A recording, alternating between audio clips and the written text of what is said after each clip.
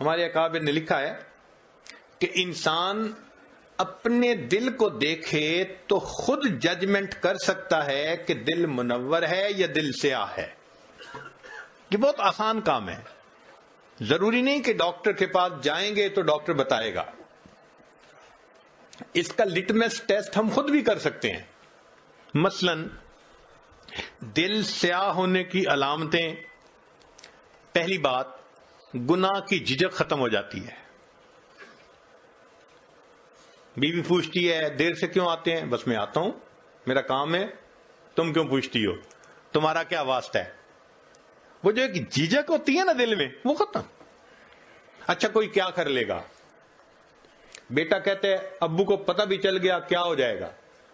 یہ جو جھجک کا ختم ہو جانا ہے، یہ پہلی نشانی ہوتی ہے دل کے سیاہ ہونے کی. اچھا کوئی میرا کیا بگاڑ لے گا؟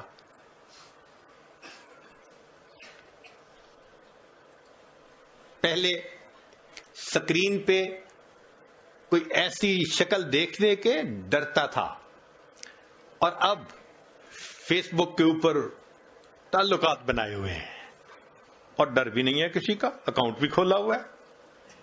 تو جھجک کا ختم ہو جانا یہ پہلی نشانی ہے کہ انسان کا دل سیاہ ہو چکا. دوسری بات، نیکی کا بوجھل محسوس ہونا. نماز کو دل نہیں کرتا، مسجد آنے کو دل نہیں کرتا، نیک لوگوں سے ملنے کو دل نہیں کرتا، کسی بیان میں آنے کو دل نہیں کرتا، اللہ کے راستے میں نکلنے کو دل نہیں کرتا، تلاوت کو دل نہیں کرتا. یہ نیکی کا بوجھل محسوس ہونا، یہ گناہ دل کے سیاہ ہونے کی دوسری علامت ہوتی ہے. اور تیسری بات کہ اگر کوئی سمجھائے تو سمجھانے والا بڑا برا لگتا ہے. میں اسے سمجھوں ہوں دشمن جو مجھے سمجھائے ہے. کہتے مجھے سمجھاتے کیوں ہیں؟ ماں باپ کیوں سمجھاتے ہیں؟ خاوند کہتے ہیں بیوی کیوں مجھے ہر وقت یہ باتیں کرتی رہتی ہے؟ بیوی کہتی ہے خاوند مجھے کیوں سمجھاتا ہے؟ بھئی جو سمجھا رہا ہے وہ تو خیر خواہ ہے، مگر دل جب سیاہ ہوتا ہے تو خیر خواہ بدخواہ نظر آ رہا ہوتا ہے. تو یہ تین علامات ہیں دل کے سیاہ ہونے کی، اور تین ہی علامات ہیں دل کے منور ہونے کی. پہلی علامت چہرے پہ نور ہونا. جو نیکی کرے گا اللہ تعالیٰ اس کی نیکی کا نور اس کے چہرے پہ سجا دیں گے. چہرے کو دیکھ کے سکون ہوتا ہے، چہرے کو دیکھ کے اللہ یاد آتا ہے. یہ اللہ والوں کے چہرے اس بات کی علامت ہوتے ہیں. فرمایا میرے بندے جتنا چاہے چھپ کر میری عبادت کر، میں تیری عبادت کے نور کو تیرے چہرے پہ سجا دوں گا. یہ اللہ نے میک اپ کر دیا ہوتا ہے ان کا.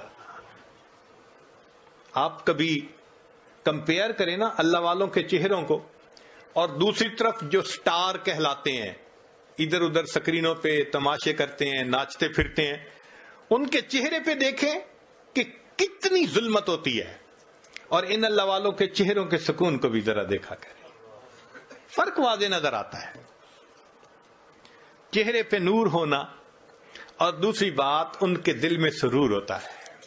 جو حالات بھی ہوں، پریشانی کے ہیں، مشکل کے ہیں، دل پرسکون ہوتا ہے، دل میں سرور ہوتا ہے. جائیے کس واسطے اے درد میں خانے کے بیچ، جائیے کس واسطے اے درد میں خانے کے بیچ، کچھ عجب مستی ہے اپنے دل کے پیمانے کے بیچ. دل میں ایک مستی ہوتی ہے، دل میں ایک لذت ہوتی ہے، سکون ہوتا ہے دل میں. تو چہرے پہ نور ہونا، دل میں سرور ہونا، اور تیسری بات کاموں میں اللہ کی مدد ہونا. جو کام کرنا ہوتا ہے اللہ کڑیاں جوڑتے ہیں.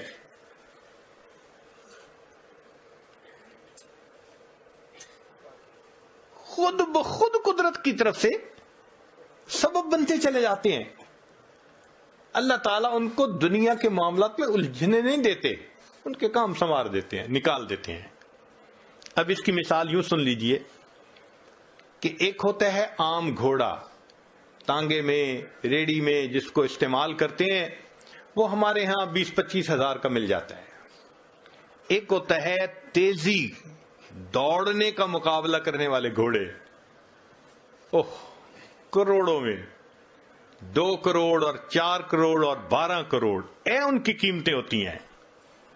ان کی نسل، ان کی ہر چیز، ان کے لیے کتنی خدمت کرنے والے لوگ رکھے جاتے ہیں، ان کی خوراک کا خیال رکھا جاتا ہے.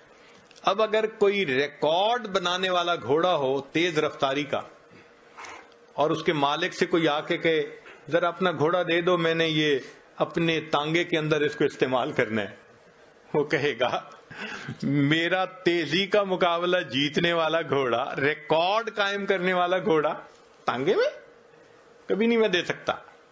جس طرح اللہ تعالی تیزی کا مقابلہ جیتنے والے گھوڑے کو دنیا کا مالک گدھے گاڑی میں باندھنا پسند نہیں کرتا، اللہ تعالیٰ بھی دین کا کام کرنے والے اپنے بندوں کو دنیا کی گدھے گاڑی میں باندھنا پسند ہی نہیں فرماتا.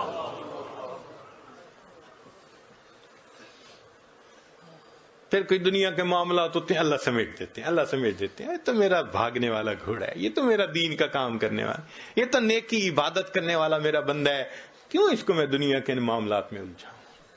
تو اللہ تعالیٰ اس کو محفوظ فرما لیتے ہیں.